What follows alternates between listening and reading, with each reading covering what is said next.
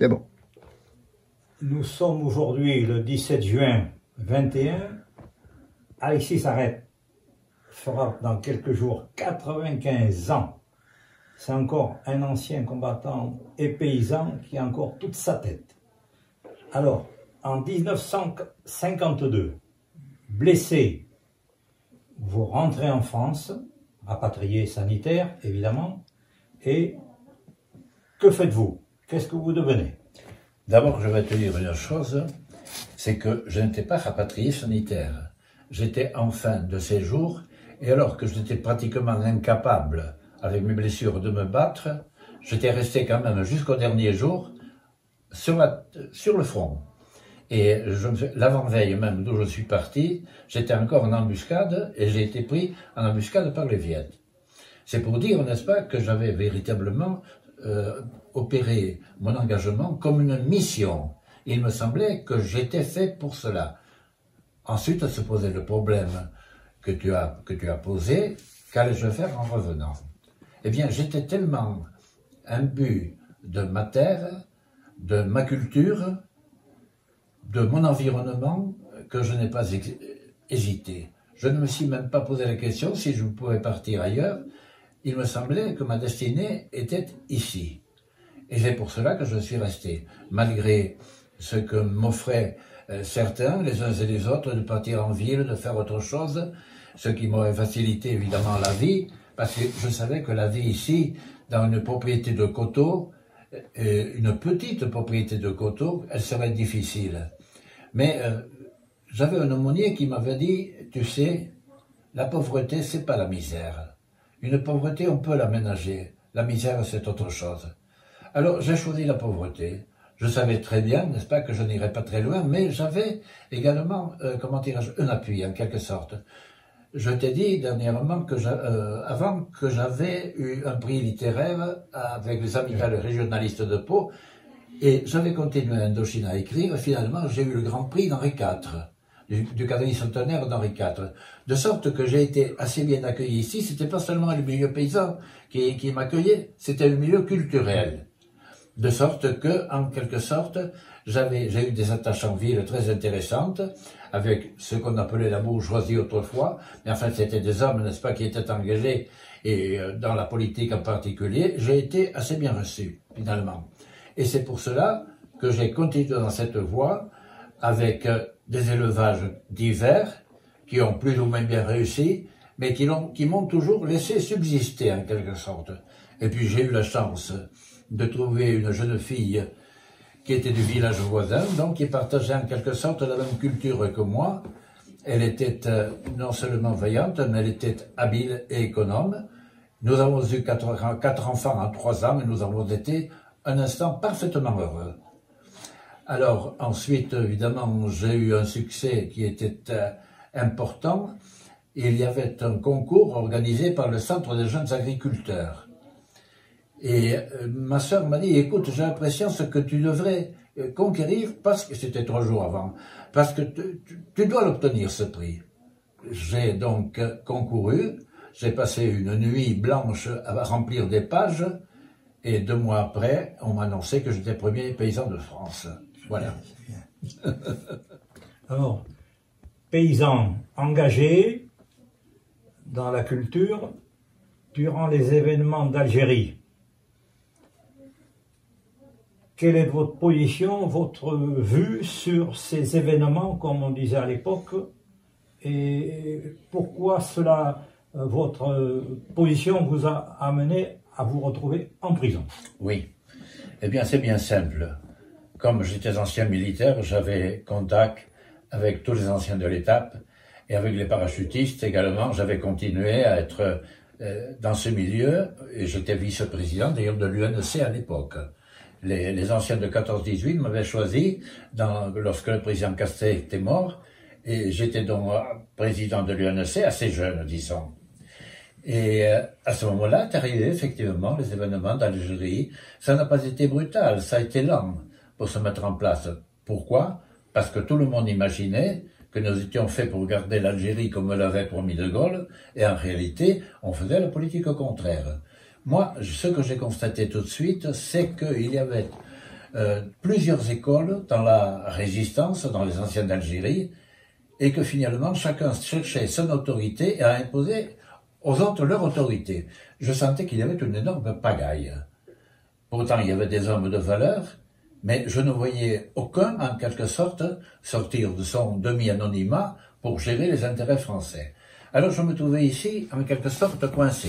Je disais, l'ORS fait des erreurs extraordinaires, elle ne fait pas ce qu'il faut faire, elle faisait des nuits bleues, c'est-à-dire des destructions d'immeubles, etc. C'était imbécile. Et ici, je me suis trouvé en particulier, pas en opposition, puisque je faisais partie de son organisation, avec un général d'aviation qui essayait de rassembler les anciens d'Indochine, et puis pour évidemment garder l'Algérie française.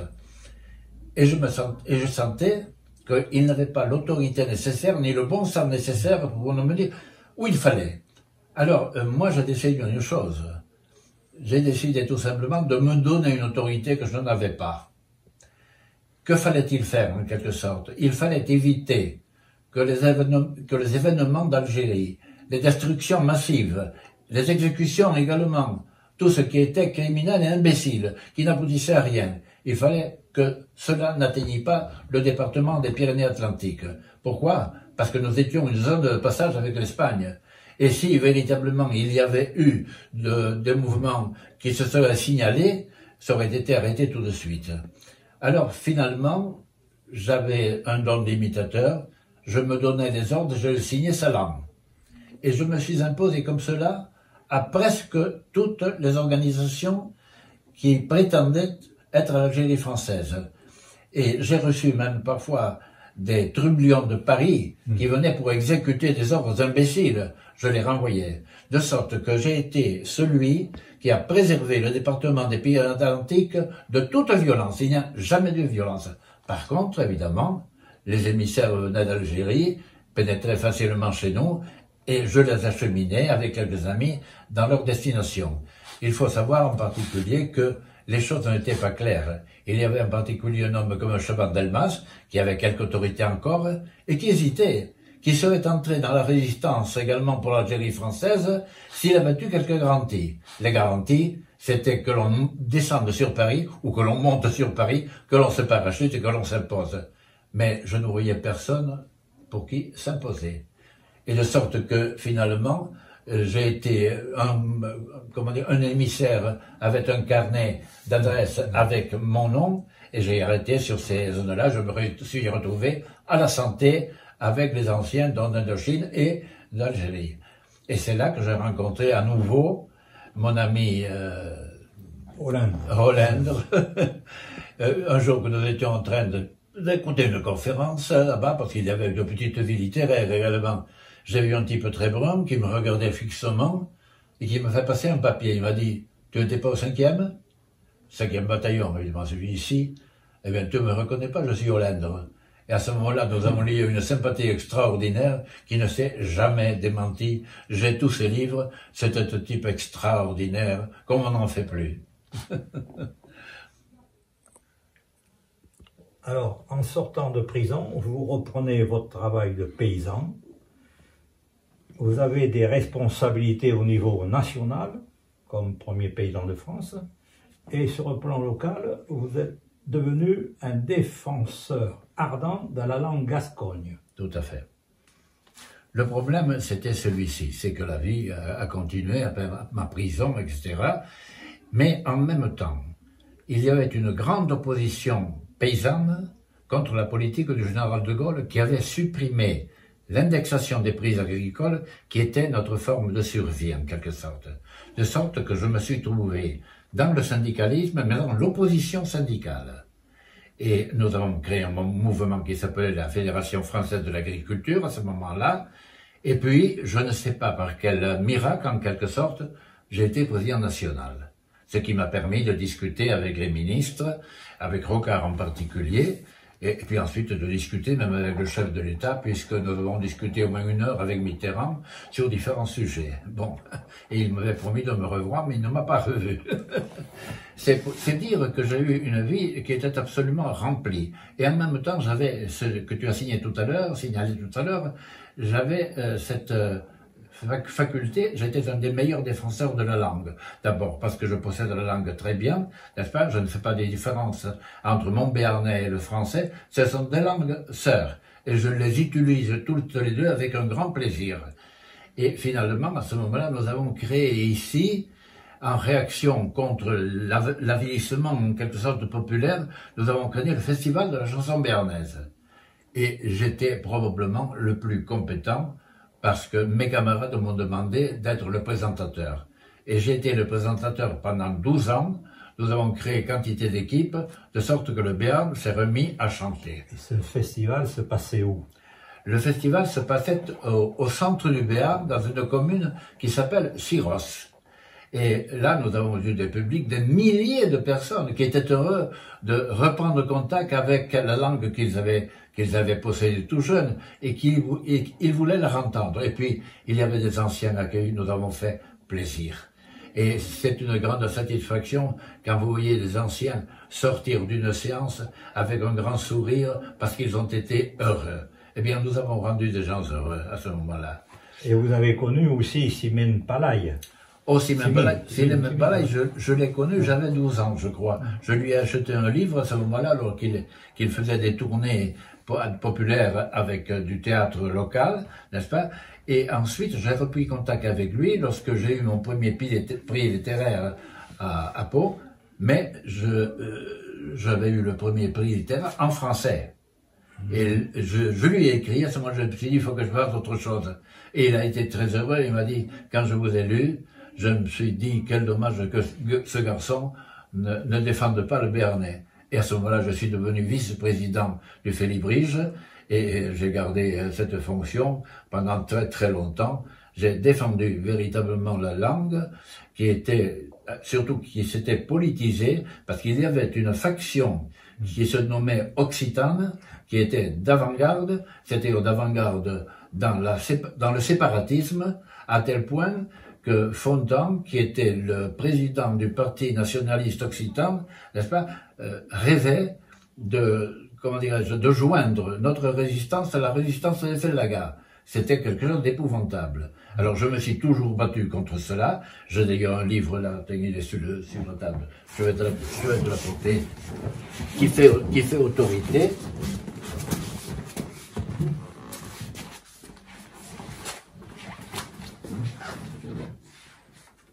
Tu vois. Donc ça, ça s'est bien vendu d'ailleurs. J'ai dénoncé le séparatisme qui était en train de s'installer, parce que pour nous, il n'y avait pas de problème. La France, c'est la France, mais ça n'empêche pas le Béarn d'être le Béarn, ou la Gascogne d'être la Gascogne. Voilà.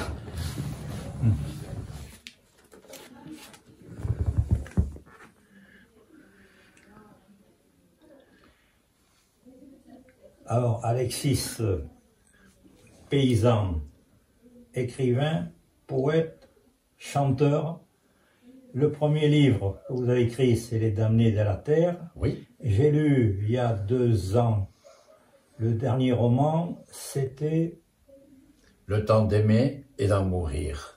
Le temps d'aimer et d'en mourir, que j'ai trouvé très bon. Alors, parlez-nous un peu de votre passion de l'écriture. Eh bien, écoute, ça a commencé d'une façon bizarre et tu vas rigoler.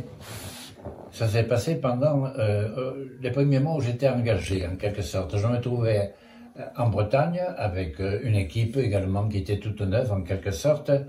Et nous avions un type avec nous qui était un flambard, un type impossible à vivre, intelligent à part ça, mais impossible à vivre. Il était à la risée de tout le monde parce que, tu vois, même il faisait des fautes en français, il confondait perturbation et masturbation. Alors, il disait, par exemple, aujourd'hui on va pas sauter, il y a des masturbations en l'air. Alors, c'était un peu, comment dirais-je, notre souffre-douleur aussi, mais il savait qu'il était supérieur. De toute façon, il nous était très supérieur. Alors, il avait cherché une marraine. On s'était rendu compte qu'il cherchait cela. En vague, comment dirais-je, nous étions très bien avec le vaguemestre. Nous avions projeté de lui faire nous-mêmes, la marraine, la réponse. Et j'ai été chargé de la faire. C'est là que j'ai été Pendant plusieurs mois, j'ai été une femme amoureuse, un peu cochonne. Et alors, il me répondait, et le wagonmaître interceptait les lettres, alors nous avons beaucoup ri pendant longtemps. Puis je me suis dit que c'était très malhonnête, surtout qu'il me demandait un rendez-vous. Et je ne me sentais pas disposé à cela. J'avais écrit, et je me suis dit, mais en fait, tu écris, les camarades rigolent beaucoup, donc tu peux écrire, tu intéresseras. Et à ce moment-là, je me suis mis à écrire, en Indochine en particulier. J'étais un garçon sérieux, je sortais pas pour les divertissements que généralement on a dans l'armée, j'écrivais. Et il m'est arrivé, et ça je le cite parce que c'est quand même l'exemple de ce qu'il faut faire, il m'est arrivé de tracer la même page 40 fois. Je la déchirais, je recommençais, je me disais c'est pas bien. Et puis je me suis retrouvé à ce moment-là, comment dirais-je, une certaine faculté d'écriture. J'écrivais facilement. Et finalement, quand je suis rentré, ici en France, je savais écrire. Et c'est à ce moment-là que j'ai commencé, avec le syndicalisme, à traiter Les damnés de la terre, qui était le récit de tout ce que nous avions subi à la terre, et finalement jusqu'à arriver à l'insurrection, pratiquement sur le plan moral, en tous les cas, avec la suppression de l'indexation des prix agricoles par le général de Gaulle. Alors je me suis trouvé de ce côté-là également engagé, et tellement engagé que ça m'a valu également quelques mois de prison. Et 6 mois après, que je suis sorti de prison, il y a le tribunal européen qui m'a donné raison. Seulement, c'était moral. Je n'ai pas reçu, n'est-ce pas, de récompense pour cela. Bon, mais enfin, j'étais président de la FFA à ce moment-là, président national, et ça m'a permis de rencontrer, en quelque sorte, tout ce qui dirigeait notre destin. Y compris, par hasard, le président de la République, avec qui j'ai pu discuter, avec Mitterrand, pendant 1 heure de temps, au moins, sur des sujets divers, mais où j'ai constaté à ce moment-là qu'il avait des inquiétudes métaphysiques certaines. Et il se trouvait que dans ce domaine-là, je suis assez compétent également, nous avons discuté véritablement de façon très sérieuse. Et figurez-vous, il y a quelque chose que je tiens à dire également, quelque temps après où Mitterrand était mort, j'ai rencontré une petite fille du général de Bénouville dans le train. Et là, nous avons, comme je savais que le général de Bénouville était intime de Mitterrand, nous avons discuté. Elle m'a dit, mais vous savez comment ça s'est terminé avec mon grand-oncle? Eh bien, ça s'est terminé ainsi, c'est que 15 jours avant sa mort, Mitterrand a appelé mon oncle et lui a dit, tiens, il y a très longtemps qu'on ne s'est pas vu quand même, tu sais, j'ai une rémission actuellement, mais ça peut durer ou pas durer longtemps, hein. Alors, si tu veux, on va déjeuner ensemble. Et ils ont déjeuné ensemble. Ils ont évoqué évidemment leurs souvenirs, ce qui était assez émouvant parce qu'ils avaient couru tous les deux quelques dangers. Et finalement, le général de Bénouville l'a pris dans ses bras et lui dit, écoute, François, il faut que tu demandes pardon. Tout le monde a de quoi se faire pardonner. Et Mitterrand a répondu, je vais le faire. Et c'est pour cela que dans son testament, il avait mis une messe possible. Mais il avait rencontré des autorités religieuses déjà pour se mettre d'accord avec sa conscience. Alors ça, les gens ne le savent généralement pas parce que ça n'a pas été publié, mais c'est exact. Voilà. Alors, finalement, après, comment dirais-je, m'être entremis, n'est-ce pas, pour servir l'agriculture, je suis tombé sur des amis du Front National. Et je connaissais très bien un certain nombre de personnalités qui m'ont dit « il faut que tu viennes parce que ça nous manque, les paysans nous manquent ». Et c'est à ce moment-là que j'ai assumé au sein du Front National le rôle, en quelque sorte, de directeur de la paysannerie. Et nous avons créé des groupes, etc. Et j'ai fait, je me souviens très bien, 77 réunions de Lille à Bastia. Sans trouver d'opposition d'ailleurs, parce que l'opposition, lorsqu'elle se manifestait, elle était réglée en 2 minutes. La plus belle réalisation que j'ai eue, c'était dans le Massif central, où tout le Parti communiste était tout là, n'est-ce pas, il n'y avait qu'un seul type de Parti communiste pour m'écouter. Quand j'ai ouvert la discussion à la fin, n'est-ce pas, ils sont sortis tous, sans me répondre. Mais 8 jours après, il publiait une petite plaquette en disant « Voici ce qu'il faut répondre à monsieur Arrête-Landresse ». Ça m'a fait plaisir quand même. Ça prouvait que directement, il ne voulait pas m'affronter. Bon, et puis ensuite, bon, c'est un peu brouillé avec Jean-Marie Le Pen, n'est-ce pas, qui m'a relégué en seconde place, parce que Jean-Marie a des qualités et il a d'énormes défauts. Il regarde son nombril et il craint surtout, n'est-ce pas, que quelqu'un l'ait plus tricolore que lui. Alors il se débarrasse de ses amis dangereux. Bon, il estimait que j'étais dangereux, et je ne l'étais pas en réalité, parce que je n'ai jamais rien visé d'important. Je voulais simplement servir la cause paysanne, mais il la dédaignait un peu. Il n'aimait pas les paysans. Voilà. Alors je me suis trouvé ensuite en situation, comment dire, de disponibilité, mais j'étais vieux. Je suis toujours en disponibilité, mais je suis vieux. Tu as dit autrefois que j'avais de la mémoire encore, je n'ai pas de mémoire, je la perds tous les jours. C'est ma femme qui est ma mémoire, finalement. Elle est plus jeune que moi, heureusement, et puis bon, elle partage absolument mon idéal. Et mes fils, je crois, ils sont également de cet avis que finalement, j'ai servi ce que je pouvais servir. Vous savez, Chaban-Delmas, un jour m'a fait appeler, parce qu'il m'avait entendu, et il voulait quand même me connaître mieux. Il est venu me faire rechercher à Montmas. Nous avons discuté longtemps. Évidemment, nous étions de faux jetons. Nous mentions tous les deux. Mais nous mentions, n'est-ce pas, suivant une sorte de code établi, c'est qu'il faut faire de la politique comme un jeu, un peu. Et je lui ai dit, monsieur Chaban-Delmas, ne vous méprenez pas, vous savez très bien. Mais je me dis, je sais très bien, nous avons les mêmes idées, mais c'est la formulation qui change. Et il m'a dit à ce moment-là, bon, écoutez, une chose, arrête, nous allons nous séparer, mais il faut que nous nous souvenions toujours d'une chose, c'est que vous et moi, nous avons servi la France.